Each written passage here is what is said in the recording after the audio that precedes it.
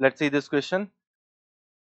P is a point A comma B in the first quadrant. If two circles which passes through P and touch both the coordinate axes, cut at right angles then.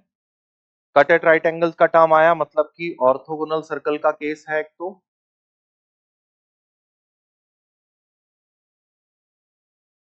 और थोड़ा बहुत इसमें quadratic का use होता हुआ दिख रहा है क्योंकि दो सर्कल की बात हो रही है.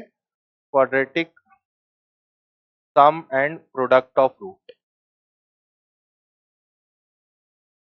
अब बेसिकली क्वेश्चन में क्या बोला हुआ है तो देखिए, हमको बोला है कि दो सर्कल हैं जो दोनों कोऑर्डिनेट एक्सिस को टच करते हैं और आपस में राइट एंगल पे मतलब ऑर्थोगोनली कट कर रहे हैं और दोनों पास कर रहे हैं ए कॉमा बी से. तो हम केस क्या लेके चल रहे हैं कि सर्कल जो है वो किस कंडीशन का है.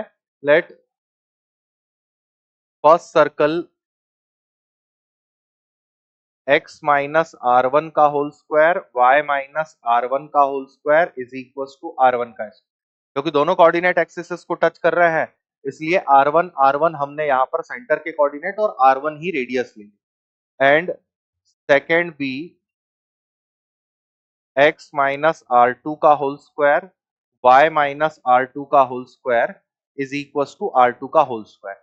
ये जो रिस्ट्रिक्शन बन रहा है ये इस कंडीशन पे कि दो सर्कल दोनों कोऑर्डिनेट एक्सिस को टच कर रहे हैं तो सेंटर का कोऑर्डिनेट और रेडियस टर्म सिमिलर हो जाएंगे. अब अगर इस पे ऑर्थोगोनल का केस लेते हैं फॉर ऑर्थोगोनल सर्कल्स. अब ऑर्थोगोनल सर्कल्स के लिए सेंटर टू सेंटर डिस्टेंस जो है वो रेडियसेस के सम के बराबर होना चाहिए. सेंटर टू सेंटर डिस्टेंस देखिए कितना है, तो r1 माइनस r2 का whole square again r1 minus r2 का whole square is equal to r1 square plus r2 square. इसको ओपन करते हैं, हमारे पास r1 और r2 में एक रिलेशन जनरेट होगा. 2r1 square 2r2 square minus 4r1 r2 r1 square plus r2 square. तो एक टर्म तो इससे कैंसिल आउट हो जाएगा. r1 square plus r2 square is equal to 4r1 r2. ये कुछ रिलेशन बनता है. इसको और सिंप्लीफाई करके देखें तो ये जनरेट हो रहा है r1 प्लस r2 का whole square is equal to 6r1 r2.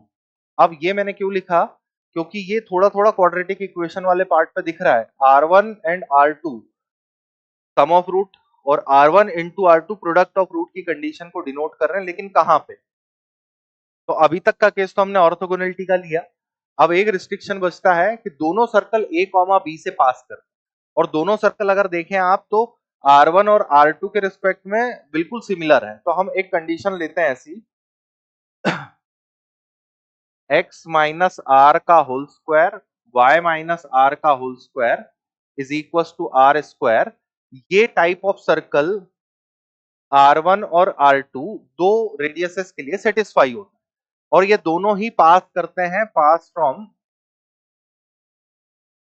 a comma b. तो मैं a कॉमा b वाले पॉइंट से इस सर्कल को पास करवा रहा हूं. a माइनस आर का whole square b minus R का whole square is equal to R square. अब देखिए क्या बन रहा है, a square plus b square plus 2r square minus 2ar minus 2br is equal to R square. Quadratic generate हुई, R square minus 2 times of a plus b into R plus A square plus B square equal to 0. और इसके लिए मैं बोल रहा हूं कि इसके दो रूट्स r1 और r2. तो sum of root r1 plus r2 ये हो गया 2 times of a plus b और प्रोडक्ट ऑफ रूट जो है r1 r2 हो गया आपका a square plus b square के. और पीछे जो हमने रिस्ट्रिक्शन बनाया वो ऐसा कुछ था, r1 प्लस r2 का whole square is 6r1 r2, जो इसे a और b के टर्म में खींच लेगा बाय ऑब्टेन्ड रिलेशन.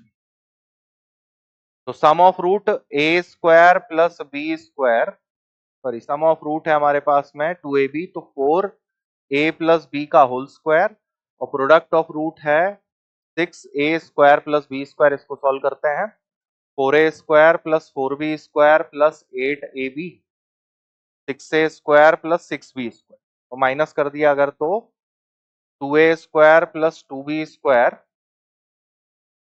माइनस का 8ab इक्वल्स टू 0. तो कॉमन लेके हटा लिया, a square minus 4ab plus B square equals to 0। ये कुछ ए और बी का रिलेशन हमारे पास में ऑब्टेन होता है और कौन से ऑप्शन में दिया हुआ है, A square minus 4ab plus B square, C वाला ऑप्शन आपका करेक्ट।